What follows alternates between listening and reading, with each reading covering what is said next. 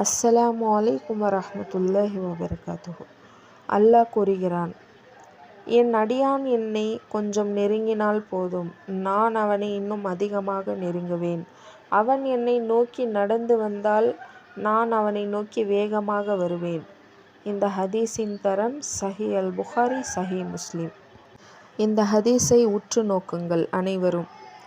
நாம் அல்லாஹ்வை நோக்கி ஒரு சிறிய முயற்சி செய்தால் கூட அல்லாஹ் நம்மை விட்டுவிட மாட்டான். காலையிலிருந்து மாலை வரை தினந்தோறும் ஒரு நாளைக்கு 10 முறை அஸ்தக்ஃபிருல்லா, சுப்ஹானல்லாஹ், அல்ஹம்துலில்லாஹ், அல்லாஹு அக்பர் போன்ற திக்ருகளை படித்தாலும், ஒருவேளை தொழுகையை சரியான முறையில் படித்தாலும், ஒரு பாவத்தை விட்டுவிட முயற்சி செய்தாலும் அல்லாஹ் நம்மை நோக்கி இன்னும் அதிகமான கருணையுடன் நெருங்குவான். அதனால் நாம் ரொம்ப பாவம் செய்தோம், நம்மை அல்லாஹ் மன்னிப்பானா இல்லையா என்ற கவலை வேண்டாம். அல்லாஹ் மிக மன்னிக்கக்கூடியவன், மிக்க கருணை உடையவன்.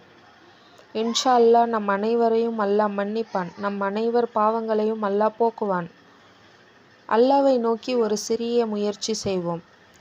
அல்லாஹ்விடம் மிக நெருக்கமானவர்களாக ஆகுவோம். ஆமீன் சும்மாமீன். அஸ்ஸலாமு அலைக்கும் வரஹ்மத்துல்லாஹி வபரகாத்துஹு.